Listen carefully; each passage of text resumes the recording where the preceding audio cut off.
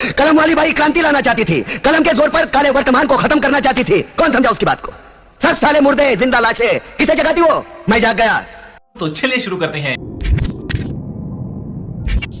ये उस महाराज के रिनोवेशन की कहानी है। केवल महल का रिनोवेशन नहीं हुआ, महाराज के मानसिकता का रिनोवेशन, कि किस प्रकार से कुछ नहीं लूंगा जी से, सब कुछ लूट लूंगा, कुछ नहीं छोड़ूंगा।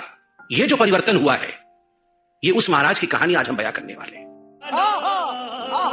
दुबले पतले से वो महाराज, डबल एक्सेल का शर्ट और उसके ऊपर ये कलम, जिस कलम में केवल एक बार ही रिफिल भरा गया था। जब 2013 में महाराज ने ये दस्तावेज साइन किए थे, एफिडेविट दिया था। अच्छा ठीक है, समझ गया। तो रुको जरा, सब्र करो। मैं क्यों घर लूंगा जी? मेरे तो अभी जिस घर में रहता हूं उसमें तो 4-5 कमरे हैं। मैं 4-5 कमरे में ही रहूंगा और सरकार में भी आऊंगा तो 4-5 कमरे से ज्यादा कमरे नहीं लूंगा।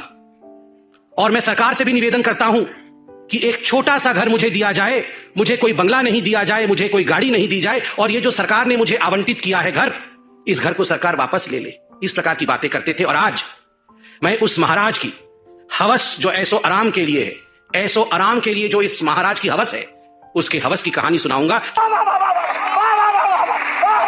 बोला धक्का बुक्की नहीं करने का, आराम से लेने का। हाँ, इसकी चर्चा नमिका जी परिपेक्ष में होगी। परिपेक्ष उस स्थिति में देखा जाएगा जब एक मुख्यमंत्री के निवास स्थान की तुलना अन्य राज्यों के मुख्यमंत्री या देश के प्रधानमंत्री के निवास स्थान से हो। बात तो सही है। उस निवास स्थान को 1942 में बनाया गया था। 80 साल हो गए, लगभग पुराना हो गया था। पीडब्ल्यूडी ने कहा कि इसकी छत 4 बार गिर चुकी है, आपके माता पिता के कमरे की छत 4 बार गिर चुकी है, वो बाल बाल बचे हैं, इस घर को तोड़ के बनाना पड़ेगा। दिल्ली सरकार ने अपने ही मुख्यमंत्री निवास स्थान को तोड़ के फिर से बनाया। ये मुख्यमंत्री का निवास स्थान है, दिल्ली सरकार की प्रॉपर्टी है, कोई अरविंद केजरीवाल की निजी प्रॉपर्टी नहीं है। नविका जी, ये बड़ी अच्छी बात कही आप।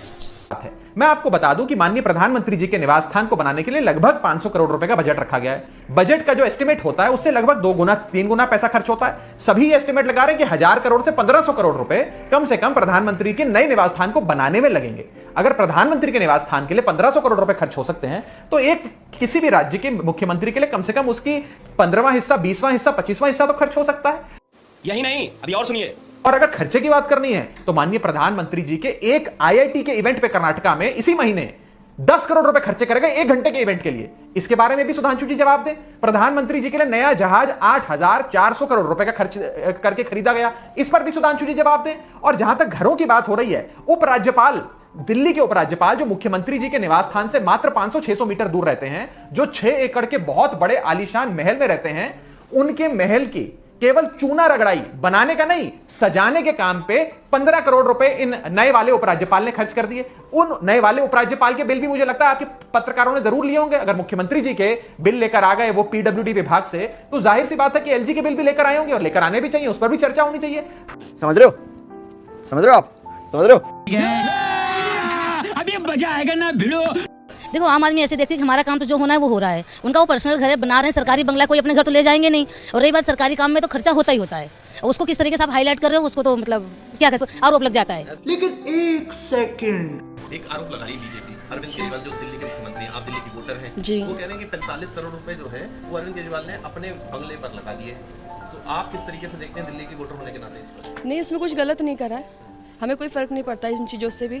हमारा काम हो रहा है, अच्छी तरीके से हो रहा है। तो देखो, घर बनेगा तो पैसे तो लगेंगे लगेंगे, बिल्कुल, ये तो चीज़ आप भी अच्छी तरीके से जानते हो। अब कहीं पे भी कुछ भी करोगे तो पैसे तो लगेंगे, हर चीज़ होगा। तो वो क्या गलत कर रहे हैं ये बता दो। पर्दे, महंगे पर्दे और ऐसा कुछ नहीं है। देखो, घर में कौन नहीं लगाता, और केजरीवाल जी खुद तो या उनकी वाइफ तो जाके लेके नहीं आई होगी। ये तो सब उनको, सरकार को भी पता होगा ना कि कौन सी चीज़ कहाँ लगा रहे हैं, कैसे लगा रहे हैं, इतना तो बजट उन्हें भी ध्यान होगा। तो ये सब फालतू की अफवाहें हैं और कुछ नहीं है। हमारा काम बहुत अच्छा हो रहा है। मेरी बच्ची गवर्नमेंट स्कूल में पढ़ रही है और A1 है। हाँ, तो कोई दिक्कत नहीं है, सीएम है, करवा सकते हैं। जब वो दिल्ली का काम करवा रहे हैं तो वो भी करवा सकते हैं, कोई दिक्कत नहीं है उसमें। ऐसा नहीं लगता आपके कामों पर फर्क पड़ेगा इसका, अगर इतना पैसा यहाँ खर्च? नहीं, हमें उन पर भरोसा है, वो अच्छा ही काम करेंगे। और अभी तो रुको, क्लाइमैक्स अभी बाकी है। ये जो 45 करोड़ का आरोप लग रहा है उन पर घर बनाने का, इससे कोई फर्क पड़ेगा? नहीं, हम पे कोई फर्क नहीं पड़ेगा। देखो मेरी बात सुनो, हमें तो ईमानदार बंदा चाहिए, कोई भी हो। अभी तक ईमानदारी है तो है, जो कुछ करा सबके संग कराए, सबके, आपके हमारे सबके संग कराए। स्कूल ले हो, अपने बसें ले हो, और ये ले हो, पानी का बिल लो, और ऑटो वालों के लिए करा भी, सबके लिए करा उन्होंने। लेकिन बीजेपी तो कह रही है कि अगर 45 करोड़ जनता पर खर्चते तो ज़्यादा अच्छा रहता। नहीं, ऐसा कुछ नहीं है, इन्होंने बहुत अच्छा करा है और करते रहेंगे। बस ईमानदार बंदे हैं ये। कार्यकर्ता तो नहीं हो आप? नहीं, कार्यकर्ता नहीं है हम ऑटो चलाते हैं, हमें खाने को ना आज केजरीवाल दे रहा है ना मोदी दीजिए रहे, हम तो चलाते हैं और भैया खाते हैं अपने। मगर ईमानदारी बोल रहे हैं भाई हम। तू समझा? हाँ। नहीं तू समझा नहीं। मैं क्यों समझा रहा हूं तुमको? क्यों समझा रहा हूं? पागल हूं मैं? भूसा भरा पड़ा है मेरे दिमाग में। क्यों बातें कर रहा हूं इन पत्थरों से? हंसो हंसो, खुशियां मनाओ।